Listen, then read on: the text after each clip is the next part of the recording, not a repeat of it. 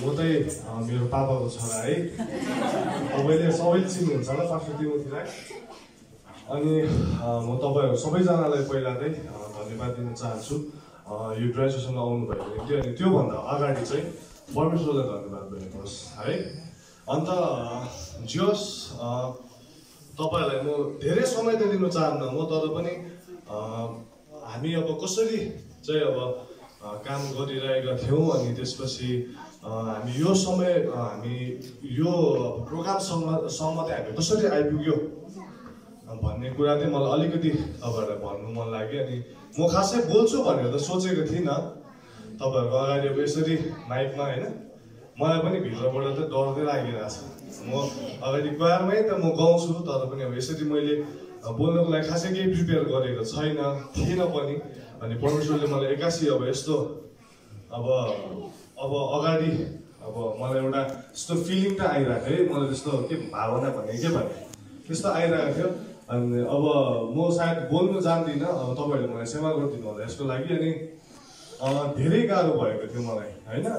जोस् अब यो समय अब सबै कुरा अब यसरी राम्रोसँग अर्गनाइज गर्नको लागि अनि तपाईँहरूले राम्रोसँग चिन्नुहुन्छ मेरो पापालाई होइन। अनि पापाले के गरिरहनु भएको थियो, पापाको मिनिस्ट्री के थियो भनेर मभन्दा पनि तपाईँहरू एकदमै जान्नुहुन्छ, किनभने तपाईँहरू पापाको एकदमै नजिकको साथी होइन। म अझ कतिजनालाई म जब यत्रो थिएँ म अब त्यत्रो त्यो दिनदेखि नै म तपाईँहरूको अनुहार चाहिँ मलाई स्टिल याद छ होइन। तपाईँहरूले मलाई चिन्नु त भएन होला म ठुलो भएर, तर पनि मलाई अझै अनुहार चाहिँ याद छ।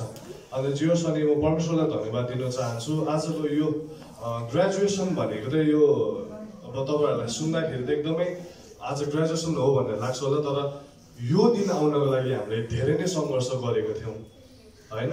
किनभने पापा हुनुभएको भए छुट्टै कुरा हुन्थ्यो होला, तर अहिले यो समयमा चाहिँ एकदमै म खुसी पनि छु होइन। एउटा हामीले यो समयमा चाहिँ यस्तो च्यालेन्ज को बाबत पनि हामीले हामीले कम्प्लिट गर्न सकेका छौँ है। किनभने फाइनेन्सियली पनि वी आर भेरी विक होइन। हामीले के गर्नुपर्ने, अब हामी कसरी अब अगाडि बढ्नुपर्ने, अनि अब सबैभन्दा ठुलो कुरा चाहिँ के गर्ने त अब भन्ने एउटा प्रश्नवाचक चिन्ह चाहिँ थियो होइन। अन्त त्यसपछि अब हाम्रो दाई अनि त्यसपछि हाम्रो मण्डली परिवार हामी धेरै सल्लाह गऱ्यौँ। अनि त्यसपछि अब बाइबल अब ट्रेनिङ चाहिँ गर्नै पर्छ भन्ने पापाको अन्तिम एउटा इच्छा थियो। पापाले मलाई बित्नु हुँदा के भन्छ बित्नुभन्दा अगाडि उहाँले मलाई जेसुकै भए पनि बाइबल स्कुल चाहिँ तिमीहरूले चला भनेर यसरी शब्द बोल्नु भएको थियो। अनि म एकदमै खुसी छु आज है। अब यसरी हामीले यस्तो अब हामी प्रार्थना हामीले धेरै गऱ्यौँ, किनभने अब तपाईँहरूलाई नै थाहा छ लकडाउनको बेला हामी सबैजनाको सिचुएसन कस्तो थियो होइन। त्यस्तो बाबत पनि अब मेन भनेको कुरा चाहिँ मलाई केही पनि थाहा थिएन होइन। सबै कुरा पापाले नै हेर्नु भइरहेको थियो।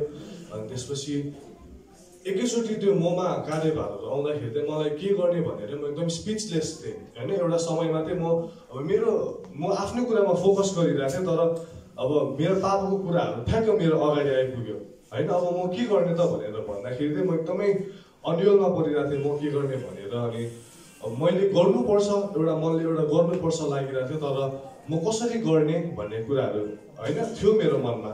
अनि म यो समय चाहिँ म सबैजनालाई एकदमै धन्यवाद दिन चाहन्छु होइन। किन भन्दाखेरि चाहिँ त्यस्तो बेलामा पनि तपाईँहरू हामीसँग हुनुहुन्थ्यो होइन। तपाईँहरूले फोन गरेर तपाईँले हामीलाई भन्नुभयो। अनि म तपाईँहरूको सामु एउटा पद तपाईँहरूलाई अब सुनाउन चाहे। त्यो चाहिँ के हो भन्दा मत्ती 6:25 पद। त्यो एकजनाले ठुलो स्वरले पढिदिनुहोस् त।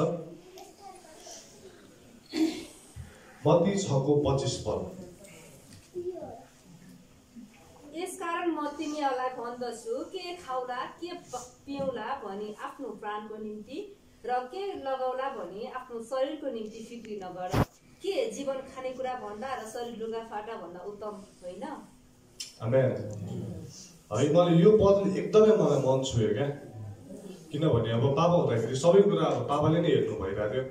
जब मेरो रेस्पोन्सिबिलिटी आयो म माथि आयो अनि मैले यो पद पढेँ अनि मलाई एकदमै उत्साह मिल्यो है। किनभने अब हामी अब लकडाउनको सिचुएसनमा पनि हामी कस्तो अवस्थामा थियौँ भनेर सबैजनालाई थाहा छ। तर यो पदले गर्दाखेरि चाहिँ मलाई यति साहस आयो कि सबै कुरा परमेश्वरले गर्नुहुन्छ। हामी अघि वचनमा पनि सुन्दै थियौँ होइन, यति परमेश्वरले केही कुरा सोच्दै हुनुहुन्छ भने परमेश्वरले त्यो कुरा पुरा गर्नुहुन्छ होइन। अनि त्यसकै आज फल चाहिँ हामीले यो गर्नु सकेका छौँ। आमेन।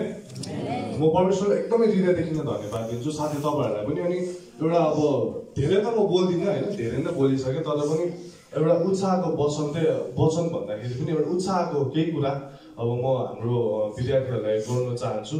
अनि त्यसपछि अब यही पदलाई लिएर होइन, अब हामी सेवाकायमा हिँड्दैछौँ भने मैले पनि एक्सपिरियन्स गरेको कुरा हो यो। कतिपय समयमा चाहिँ हाम्रो चिन्ता फिक्र यदि हामीले परमेश्वरलाई दिन्छौँ भने चाहिँ हाम्रो त्यो हृदयमा जुन चाहिँ त्यो ढुक्क हुन्छ नि, कस्तो भन्छ त्यसलाई, आनन्द हुन्छ नि, त्यो चाहिँ हामीले कसैलाई पनि बाँडेर पनि त्यो हुँदैन।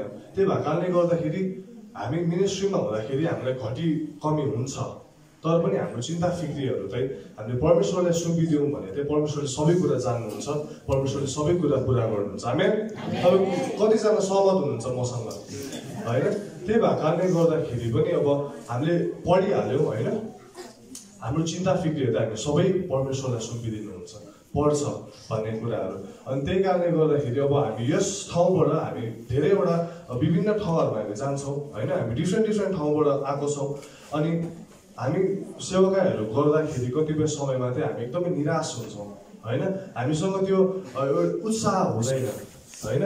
त्यो सिचुएसनमा हामी के गर्नुपर्छ भने हाम्रो चिन्ता फिक्रीहरू चाहिँ हामी परमेश्वरमा सुम्पिनु पर्ने कुराहरू चाहिँ लेखेको छ होइन। यो चाहिँ म यहाँ मात्र होइन, हामी यहाँ जति छौँ यो सबैजनालाई हो। त्यही भएको कारणले गर्दाखेरि म सबैजनालाई फेरि पनि धन्यवाद दिन चाहन्छु। धरतीमा राख्नुभयो, सुन्नुभयो, छान्नुभयो, बोलाउनु भयो, तपाईँले हामीलाई प्रयोग गरिराख्नु भएको छ, यसको लागि तपाईँलाई धन्यवाद दिँदछौँ। र विशेष आज यो 11औं दीक्षान्त समारोहमा तपाईँ परमेश्वरले आफ्नो उपस्थिति दिनुभयो। आराधनामा, वचनमा, हरेक कुरामा तपाईँ परमेश्वरले आफ्नो उपस्थिति दिनुभएको लागि धन्यवाद। पास्टर तिमोथीले देख्नुभयो भिजनलाई पुरा गर्न तपाईँ परमेश्वरले प्रभु यो साथ दिइरहनु भएको लागि म तपाईँलाई धन्यवाद दिँदछु। र विशेष म तपाईँलाई धन्यवाद दिँदछु, तपाईँले विद्यार्थी दिनुभयो, टिचर शिक्षक शिक्षिकाहरू दिनुभयो, यसको लागि तपाईँलाई धन्यवाद। भाइ साइमन, त्यसरी बहिनी सुनिता, उहाँको टिमलाई तपाईँ परमेश्वरले प्रयोग गर्नुभयो, चलाउनु भयो। ओ आफ्नो मामाले देख्नुभयो दर्शन भिजन, पास्टरले देख्नुभएको दर्शन भिजनलाई पुरा गर्नको निम्ति उहाँ सबैजना लाग्नुभयो। यसमा तपाईँ परमेश्वर अनुग्रह गर्नुभएको लागि तपाईँ परमेश्वरलाई धन्यवाद दिँदछु। विशेष गरी म विशेष यो समयमा प्रार्थना गर्दछु पिता परमेश्वर, धेरै ट्रेनिङ सेन्टरहरूमा, धेरै बाइबल कलेजमा केटाकेटीहरू एकअर्काको माया मोहको कारणले गर्दा छुट्टिने बेलामा उनीहरू रोएर छुट्टिन्छन्, एकअर्काको निम्ति छुट्टिन नसक्ने भएर छुट्टिन्छन्। तर आज ठाउँमा मेरो बस्तीमा मानिस रोइरहेका छन्, तिनीहरूको निम्ति मलमपट्टि लाउनमा जाँदैछु साथी भनेर एकले अर्कालाई हौसला दिएर छुटेको म पाइँदैन। र आज यी विद्यार्थीहरू एकले अर्काको प्रेम वासको 10 महिनासम्म सम्बन्धको मायाले छुटेर नसकेर रुनिएर होइन, बस्तीमा रुइरहेकालाई मलमपट्टि लाउन यी प्रियहरू चाहँदै। अनि यी जवान भाइ बहिनीहरू मेरो मण्डलीको पास्टर मैले भन्दा जानेको छैन भनेर पुलपिन ओ गर्नको लागि पास्टरको विरुद्धमा बोल्नलाई होइन, दुष्ट आत्माको बन्धनको विरुद्धमा बोल्नलाई जाँदै हुनुहुन्छ।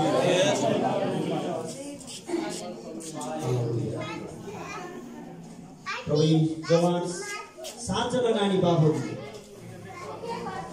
उनीहरू छुटेर ठाउँबाट जाँदाखेरि ख्रिस्टको मन लिएर जानलाई प्रभु तपाईँलाई शान्ति गर्नुभयो। तिमीले कुन प्रकारको कति आत्मा जितायौ, तिमीले मण्डली स्थापना गर्यौ या गरेनौ, तिमीले पास्टरलाई सघाएनौ, मैले सबै कुरो गर्दैछौ भनेर एकले हौसला दिने साथीहरू उनीहरूलाई प्रत्येकलाई सहायता गर्नुभएको छ, ताकि यो 10 महिनासम्म गरेको लगानी, 10 महिनासम्म धेरैले रुई गरेको लगानी, धेरैको परिश्रम खेर जाने छैन। तपाईँ प्रभु नामको महिमा दिनुहोस्। धन्यवाद परमेश्वर, तपाईँ सबैको ट्रेनिङ सेन्टरलाई आशीर्वाद माग्छौँ। यहाँको जति सहयोगी हुनुहुन्छ उहाँमा अझै प्रशस्त गरी आशीर्वाद माग्छौँ। र टिचरहरूलाई, यहाँ भएका सबै शिक्षक शिक्षिकालाई, सामान भएको टोली टिम परिवारलाई, सबैजनालाई र आउने विद्यार्थी सबैजनालाई यो प्रकारको आशीर्वाद माग्छौँ येशू प्रभुको नाम। हस्, जय मसीह।